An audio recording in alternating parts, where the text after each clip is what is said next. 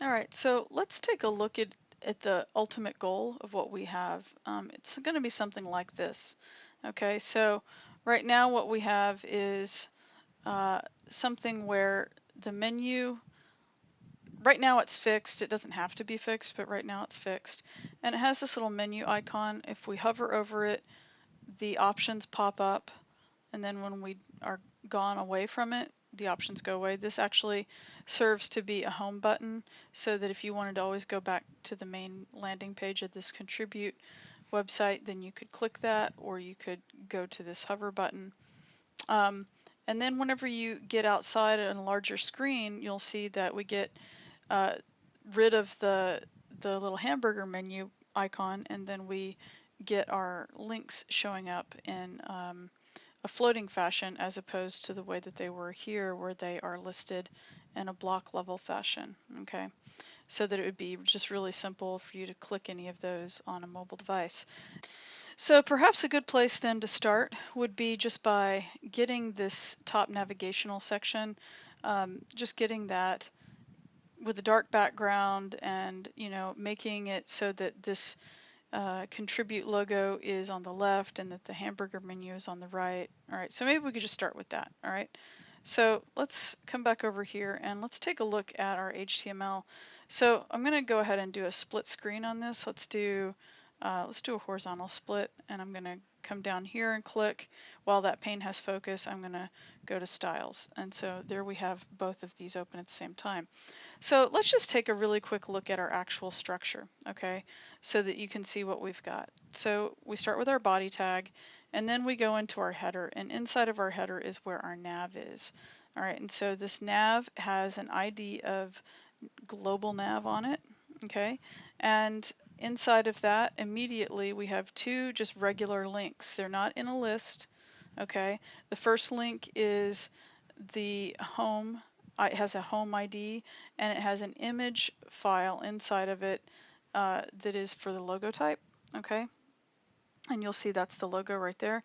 And then the second anchor on line 15, inside of that has an image file, and if I hover it, you'll see that that's the menu button, and it's called menu-white.svg. Okay, so those come first, and they have their own special IDs, home and menu, and then after that is where I have my unordered list of links. And right now I don't have actual names, I just have link, link, link, link, link, right?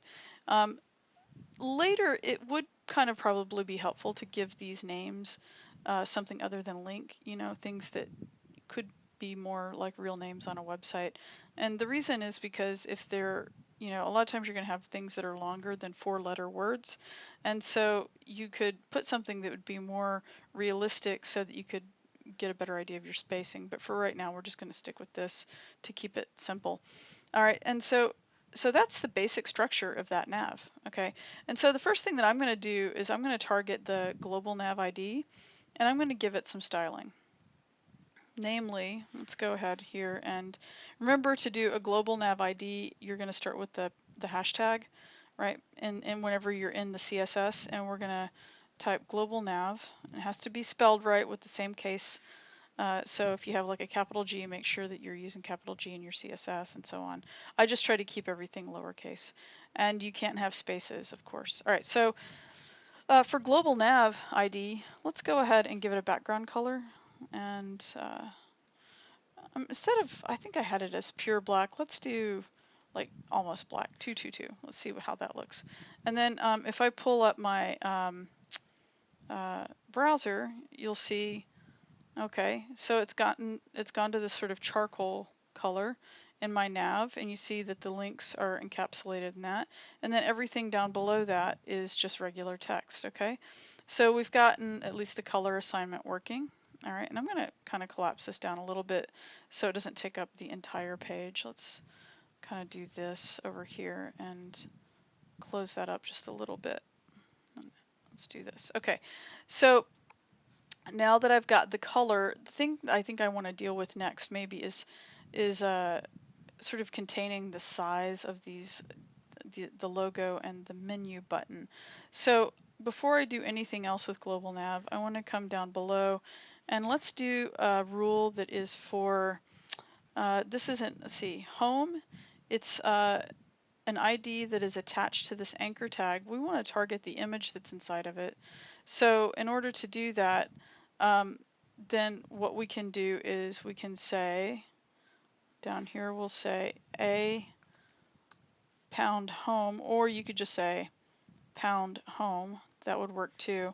And then we're looking for the descendant inside of it of IMG. So the way that you would read this descendant rule, to, well, write it, read it, whatever, is you're first looking for the ID of home, and then you put a space to indicate that you're looking for the descendant of IMG inside of that ID of home. All right, and so let's try this. Let's say that we're going to do like a width of, let's try 3M right off the bat.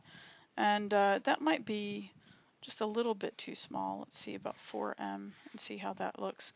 That might be a little bit better. And just remember that you want to make sure that your logo is not going to take up so much vertical real estate that it's going to be a problem for small devices. So we can always go back and change this later if we want to make it a little bit bigger. But let's just start right now with 4M. It looks super tiny right now because this other picture is so big, but this might actually end up being an okay size. And then by the same token, we have an image that is inside of a menu ID, right? And that's where that little hamburger menu comes into play. So we're going to do an ID of menu down here with an IMG inside of it for our selector of menu image. And we're going to do a width on that one. Let's try, I don't know, let's try 2M and see if that's too big. And that might be about the right size. Now they're sitting side by side. We're going to make an adjustment to that. But let's just give that a try. And then the next thing that I might consider doing also is I might want to just make this anchor right here float left, and then this one maybe float right, and we'll see how that works. Now I could just add it to the image, but really I don't want to separate the IMG tag from its wrapper link wrapper of the anchor link. So let's do another rule. Let's do something a little bit different. But then instead of home IMG, let's just do home. All right, we'll do that. And then I'm going to make another one for, say, menu, like this.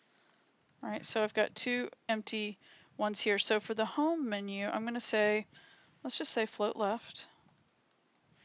And all right, so it is floating left. And then let's just, for right now, let's give it a width of 50%. Let's say that it's going to be, oops, not widows. Let's say width of 50%. And then it takes up 50% of the space up here, so that would be actively clickable space. All right, and then we'll do the same thing over here for menu. We'll say that it is float right instead of left, and see how it floated all the way over here to the right. And then we'll say that it also has a width of 50%. And then that way somebody wouldn't have to be, you know, super dexterous with their hand in order to click that button. It would have a pretty big space where they could do that. Now, here's the thing is that right now what we have is this picture file just sitting inside of it, right?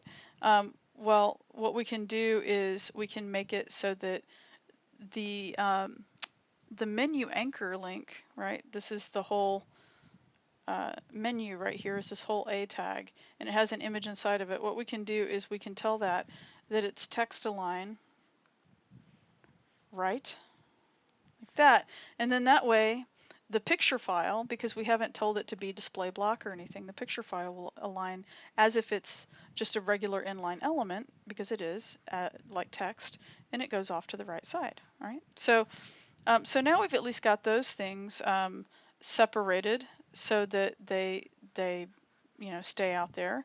The next thing that I want to do is I want to make sure that this link isn't doing a weird thing where it's trying to get sucked up to the next line. So there are a couple of things that we need to do. One is, if you remember that anytime you have a float, you want to make its parent have an overflow of hidden so that it will fully use up all of the space that is attributed to that. And so we're going to find the global nav rule, and we'll come up here and we'll, first of all, we'll say overflow is hidden. Okay, so that's the first trick. All right, and then it doesn't look like it's changed, but it's going to prevent it from doing other weird things, and we're going to need that rule anyway. The next thing that I would consider doing is, like I said before, with this link, I would, not link, with this list, I would consider going ahead and telling it to have a clear so that it clears all the floats. All right, and it'll drop down to the next block, which would be below this contribute. So if you look at that, how we would write that would be the UL that is inside of nav global. So if you remember, it kind of goes backwards when you write it. You write the parent first, or the ancestor first. So I'm going to use nav global and then space with the descendant of UL, like that. And then we're going to say, let's say clear. And I'm just going to say clear both, because it clears both the left and the right float, right? And then you see what happens over here is that it cleared it for me, and it dropped these down. All of these little link tags, it dropped them down, all right? And I can blow this up a little bit. It's kind of hard to see right now because the links are in white, and so that would be another thing that we could go ahead and do, just so that, here, I'll zoom back out, that we could go ahead and give those anchor links some kind of style, just so that we can start to see them, because right now we can't really even see them very well.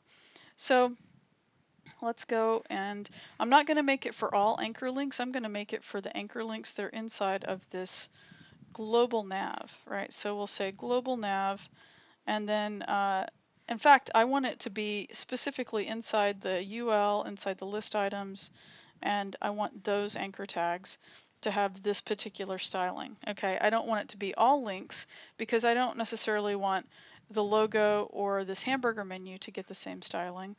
I want it just to work on these anchor links here. So here I am going to tell it that I want the color to be white. So we'll do FFF. And we also want, here, let's scoot this over. You see it's already working. And then we also want to have no text decoration, so no underlining. So let's say text decoration, text dash decoration, okay, and then say none. All right, and then it'll get rid of the underline. And so you might also say, okay, let's get rid of these bullets that are right here. And then you might say, okay, the next thing is list style, and then none. But the problem is that's not going to work, because this is a problem that I've seen people make periodically, is they'll put this on the wrong thing. List style none to get rid of bullets or numbers in a list. It has to go on the actual LI selector. Right now we are on the anchor selector, right? Because the thing that's all the way down at the end is the actual ultimate final selector. So it's the anchor link that's inside of this other tree of, you know, branching off in its pathway, but it's ultimately the anchor that we're styling. So I'm gonna cut this out. I'm gonna delete it. And if I want to get rid of the bullets, then what I would do is I would select this part of my pathway. I'm going to copy that does not include the anchor, and I'm going to paste that and create a new rule right above it that is for specifically for the list item. And then here I'm going to say list style, list style of none. Okay, and that gets rid of the bullets. Now the other thing that you might look at as you're glancing over here is that you see how all these links, they're starting pushed over here to the right. All right, I've talked about this several times, and I'm going to remind you again that every unordered list and ordered list will automatically by default have certain browser styling that will add about 40 pixels to the left padding of any unordered list. So what you need to do is come up to the rule where we wrote global nav UL. I'm not going to do it for all ULs, just the global nav UL, and I'm going to go down here and I'm going to say padding of 0, like that. Okay, and then it knocks out the padding so that I can see that my links are all the way to the left now. The other thing that I could do inside of that unordered list is if I want all of the text to line up here in the center, and I do, then I could say text align and center. And text align is one of those things that will cascade down. into its other children elements or child elements. And so I could put that here on the UL, or I could put it on the list item. Either one would still have the same effect. But anyway, I'm going to go ahead and leave it on the UL. All right. The other thing you'll notice too is if I select this UL over here, you'll notice that it's got like this heavy blue outline. That's because unordered links, unordered lists also have margins. So if I were to say margin of 0, you see that margin then now collapses over here. All right. So I just got rid of that margin as well. So now I don't have any extra weird stuff going on. All right, so now I have something that, if I come over here, let's do a refresh. Now I have something that actually looks like the expanded list that I want. Sort of. I mean, it's basic, right? But it's sort of arranged. If I wanted to go to the trouble, I could also get like the padding and the spacing of these different elements right here. So let's just take a look at that. Maybe we don't want this logo to be, you know, all the way up against the corner in the top. So I'm going to come over here and I'm going to find my image.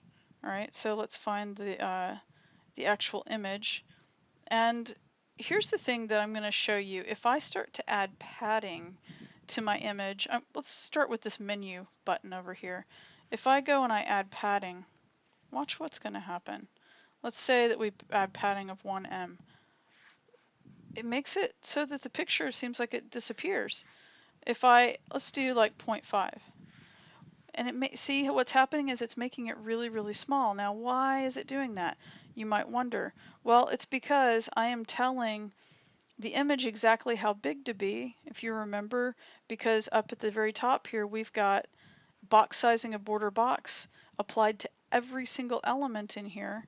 Because I'm telling the width of the image to be 2em, I can't add padding because that adds padding to the inside of it. And remember, box sizing border box is going to make sure that my width is no larger than 2em. So it's going to add padding to the inside of 0.5em, right, which basically is 1em added all the way, you know, on the horizontal and on the vertical. So that is going to reduce the size of my image actually from 2em down to 1em, right? And so I don't want this to actually be padding. Let's make this margin, and let's make the margin, let's just see what happens at 1em, right? And then that's what happens, all right? It gives me a margin, and it doesn't actually make the button smaller, all right? I don't know that I want it to be a full 1em. I don't know that that's what I definitely want. Maybe I want like 0.75 or something like that. You can see how that looks. That might be okay. But you can see that now it's not making my picture smaller. It's just allowing the margin to be applied to the outside of the element. All right.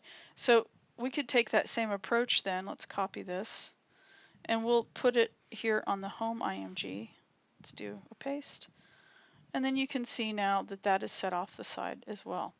All right, and so if I click off of that, let's do a refresh over here, and we can look at that and decide if we like it. And you know, I actually think that maybe I like the logo where it is, but maybe with this hamburger menu, I'd want it bumped down a little bit more. So maybe I don't like 0.75 all the way around. Maybe I want the top and bottom to be different than the left and right. So maybe the top needs to be, let's just see what 1em on the top and bottom looks like. And I still think it needs to be a little bit more, so maybe 0.25 added or something. And then we can see how that looks. Let's hit refresh, and that might look a little bit better. Okay, and so you can kind of make your own decisions with how you want that to be. All right, now that you have this basic setup going, let's move to the next video so we can start adding more styling to these links, and also so that we can get this to be collapsible and visible on hover.